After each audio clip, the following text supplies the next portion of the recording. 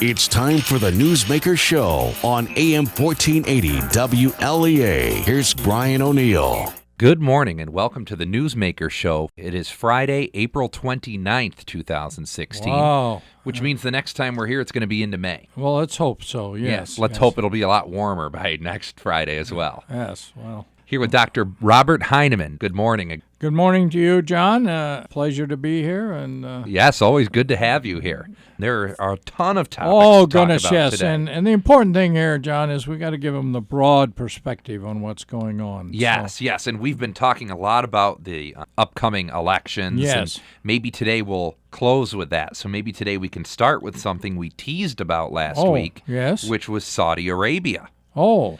So we've got some more news. You had said that you weren't getting a lot of news about Saudi Arabia as much as we would hope, and here's some that we found this week. I see. One of the architects of the new legislation that would restrict U.S. arms sales to Saudi Arabia, they believe that Obama and the administration has repeatedly deflected questions about its ongoing support for Saudi Arabia's actions in Yemen. Yeah, well, I think that's probably true. What you have to understand here is it's been 4 or 5 years ago. I believe Kevin P. Dorn was with me at a conservative conference with a fellow who worked for the CIA and, in fact, had tracked down Osama bin Laden and watched him slip away because we pulled out there in Afghanistan.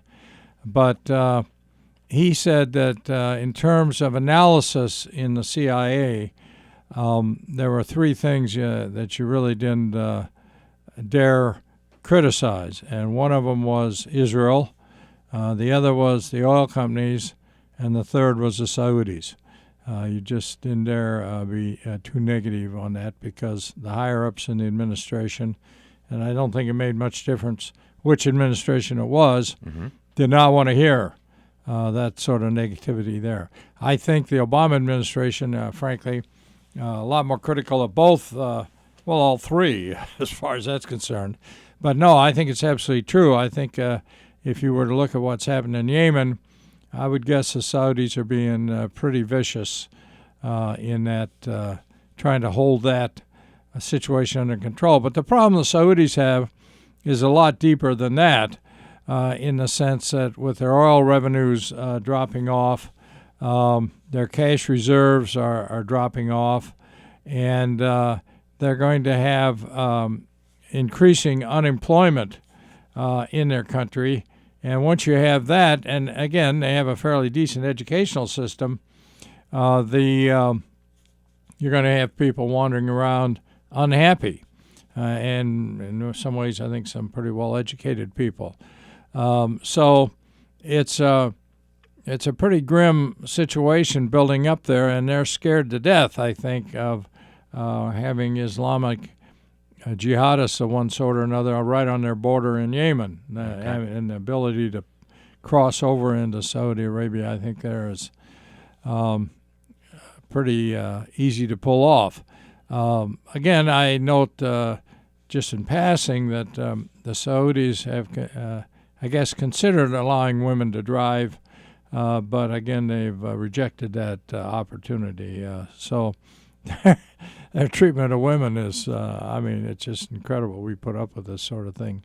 But again, they had the hands on the oil spigot for years and years and years, and, they weren't uncooperative with us. But, boy, that has to be a strange place to be living.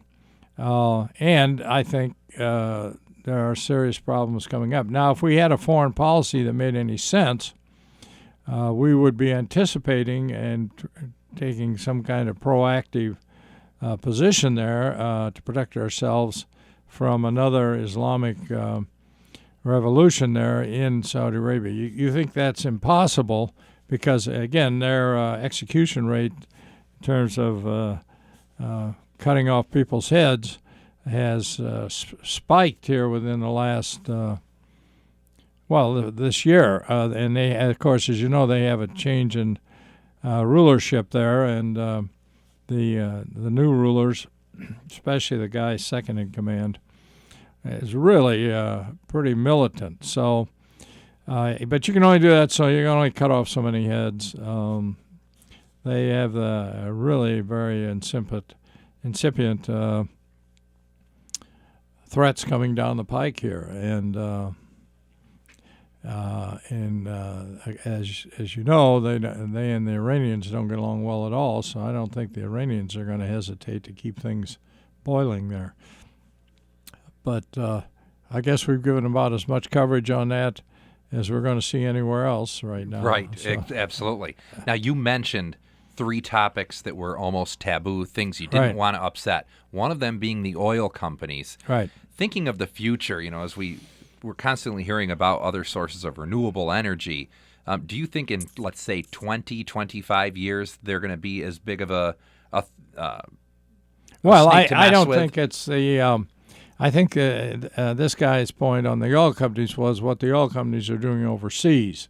In other words, in terms of developing not only the Saudis, but in Iraq and, Africa, Nigeria, and other places where American companies are, Venezuela, pushing oil drilling and control. But today, that's, from America's perspective, not nearly as important an issue because our ability to export oil now has, we are actually in a position to be able to export oil. We're in a position to export more refined oil.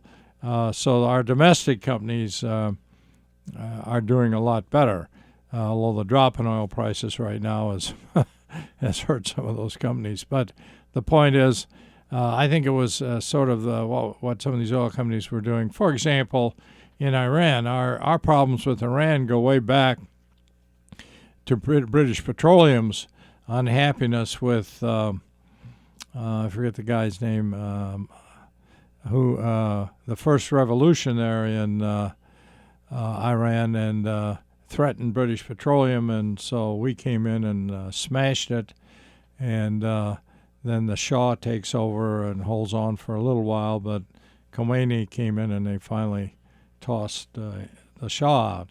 But the whole emphasis there was British Petroleum was trying to hold on for a dear life in terms of Iran, and I would expect that was happening not only with the British companies, but with American companies around the world. So I think that's the thing that the administration didn't want to hear about, frankly. Okay.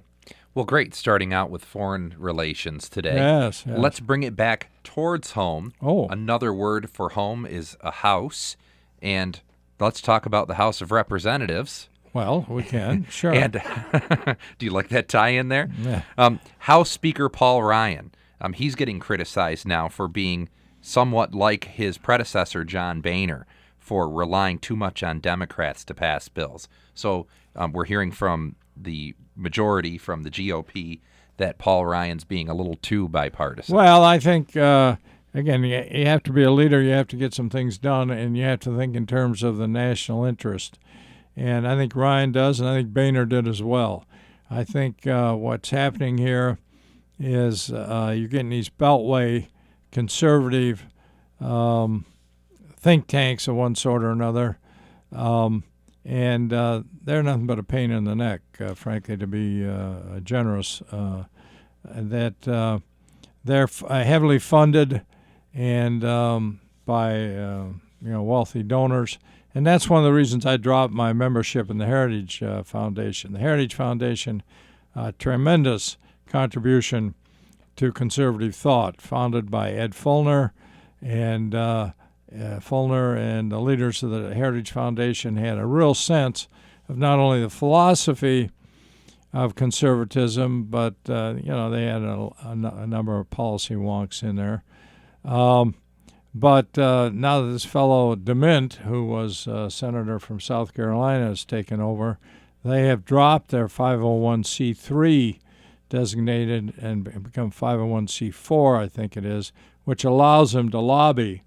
And frankly, I have no use for that. I mean, all they're doing is parroting the big money interests that are pouring money into them. And their endowment, when I 5-10 years ago, their endowment was like 85 million or something. I think it's over 100 million now. They're more heavily endowed than a lot of colleges and universities.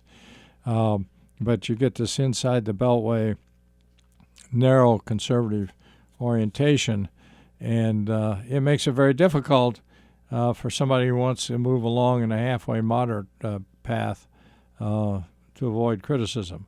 Now, I will say there are some interesting things happening. You probably noticed that I think it was Charlie Koch was saying that he might be interested in supporting Hillary if he was convinced that he could, I guess, trust her commitments and such. There's a book out by Timothy Cole, who is a liberal, a fairly recent book. The title is Listen Liberal.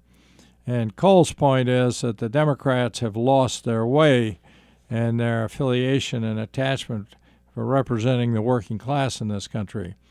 And basically what's happened is they've become tied into these minority activist advocacy groups, most of whom are representing the poor, and then hooked into Wall Street and the big hedge funds on the other side. So the working class and the middle class, frankly, are sort of left out there. And I think Koch's comments that he might kick in behind Hillary certainly confirm Cole's interpretation there. The problem with the Republicans is that they've let these big money groups pull them around too far, too great an extent. Now, I don't know. Maybe that would cost the Republican seats. I'm not sure. But being a solid conservative, as I am, I don't like to see conservatism become a prisoner of big money interests. And unfortunately, in some ways it has been, and I think the Koch brothers and some of these other, Scafee and some of these other funds think that they're really the ones calling the shots. And I think that's where Trump comes along, and has his own shots, and he's in. The thing he has to offer is he's not indebted to anybody, whereas pretty clearly Hillary and the Clintons are. So we're seeing some real changes there, and Ryan and some of these other leaders are kind of caught in the middle on this. So it's a question of what Americans want. They want somebody who's willing to work for the public interest, or they want, Ted Cruz would be another example, one of these guys who is really way out on the edge. So that's the kind Great. of direction. And one more quick question about that then. Yeah. I'm wondering, just hearing this story now, maybe 2 weeks after Paul Ryan publicly said no thank you to possibly getting a nomination from the Republican Party, swooping in there, stealing from Trump, I'm wondering if maybe stories like that may leak in response to him saying, no, thank you, Republican Party, I don't want the presidency. Maybe some people are maddened by that and saying, oh, well, you're too moderate. Yeah, no, I don't. I think the other possibility would be there, and that is they're leaking these stories basically to try to prevent him from even getting in there. And I think from Ryan's point of view, that's fine. I'd be kind of interested in the extent to which he and Donald Trump have sat down and talked to each other, because Trump really hasn't, as far as I can tell, criticized any of the congressional leadership outside of Cruz, and has been, I think, pretty generous in that respect. So it may well be that Trump's views, what national policy needs, aren't that far different from Ryan's, frankly. Sure. Now, moving on to then Donald Trump. Oh, yes. You've mentioned Hillary, too. We'll talk about her next. Oh. But Donald Trump, this last week in the Northeast caucuses, or primaries, excuse me, he, as we heard yesterday on the Hannity show, he outperformed already high expectations in the Northeast. So Trump was talking about dominating and knocking out his opponents, saying it's time to not let my opponents get back up. I've knocked them out. What do you think on that? Is it time? Yeah, no, I think you talk about the Donald, and people are saying, well, there's no way he can win the presidency. Well, and I certainly didn't think he'd win the nomination. I've expressed that view several times on this program. But he has. And if you look at the way he has worked his way through this whole bramble bush of political regulations and in the various states and the media and his opponents, the guy's done an amazing job. Starting from the very beginning when he was able to, he saw the opportunities for exploiting the media, which he has done very successfully. And now I think there's little question that he will win on the first ballot. So having taken all this on and been successful as he moves along, I certainly would not sell him short as the Republican nominee for the presidency. And as you know, the voting turnout in the Republican primaries is about to set a historic record in terms of people actually turning out and voting. So I think his time for a knockout blow, maybe, or just give him a good kick while they're down, I'm not sure. I think, it's over, and it's time these guys realize that. I think Cruz's attempt to, his picking Carly Fiorina as his VP, I mean, I see what Cruz is trying to do. First of all, he's, I think, trying to lay out the women's vote there in terms of people. A lot of women really do not like Donald Trump. No, a lot do. But also I think Cruz is really aiming for California because Carly Fiorina ran for the Senate in California. I don't know how badly she lost, but she has run a statewide campaign there, and so I'm sure she has the makings of a reasonable organization out there.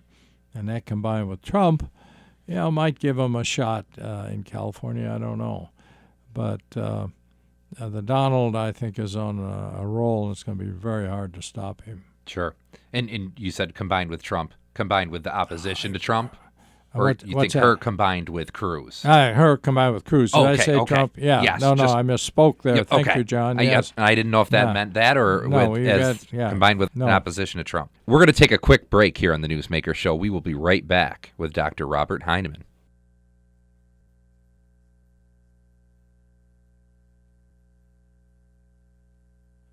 Back here on the Newsmaker program. It is Friday, April 29th. We are here with Dr. Robert Heinemann on our Friday program. We've talked a long time this morning, so we only have a few moments left. Oh, well, it's been fun, John. Well, we have minutes left, I should say, but I know we may only have one topic or two left. I see. But talking on the other side of the coin then, on the primaries that are happening, yes. Hillary Clinton. Oh, yes. Also kind of knocking out Bernie Sanders. Well, she's trying. She's trying desperately to get him go away, Bernie. But Bernie is not going to go away. And I see now he's cut back his staff, and he's going to go for California full throttle. And I would think he'd have quite a bit of support in California. And again, I think a lot of those delegates are awarded on congressional districts, so he may do pretty well there. Again, Bernie's claim right now is that he wants to go in the convention and have a very heavy hand in writing the Democrat platform, one point of which he wants to get rid of these super delegates. But he's got some other things he wants to see in that Democrat platform. But I think nobody really expected Bernie to be the nominee anyway, and frankly, he has performed far beyond what most anybody thought he would, and certainly far beyond what the Clintons expected. So he's certainly an irritant, put it mildly, to the Clinton people. I do think, though, there are a couple of other things that are kind of interesting with regard to Hillary. One is this claim, and I heard it the other night on TV, and I'd heard it before. I think Barbara Boxer, who is, I think, a cousin or something of Hillary's, senator from California, said that she is the most qualified candidate ever to run for the presidency. And some guy repeated that on TV the other night. I mean, that's insane. I don't know how you would, the fact that she was Bill Clinton's wife for 8 years, I don't know. It's just an insane comment. But I think what this is building up to is the claim that she's being attacked and criticized not because she's not qualified, but because she's a woman. My goodness, here you have the most qualified candidate ever to run for the presidency, and just because she's a woman, she's being criticized. I mean, we're going to have to let the Donald take care of that. But I think the other thing you have to watch with Hillary is that the FBI is investigating her, I think, seriously. And now we see Mayor de Blasio in New York City, I think, is on the very edge of being indicted as well. Mayor de Blasio has been playing with campaign contributions and funneling, I don't know, allegedly, funneling money into some of these little counties upstate, trying to avoid the limits on contributions to state Senate campaigns. And that's illegal if that's what he's been doing. And the feds are definitely hot on that, and they've already subpoenaed, I guess, 6 or 7 of his aides. And it just takes 1 or 2 of them to start babbling away, and the whole thing is going to unravel. I think he's in serious trouble. So as a base, then, for Hillary in New York State, that begins to look just a little weaker. Although de Blasio wasn't a big supporter, although he did come out before the primary. So she's continuing to carry some pretty serious baggage, I think. And Bernie's not going to let it go away.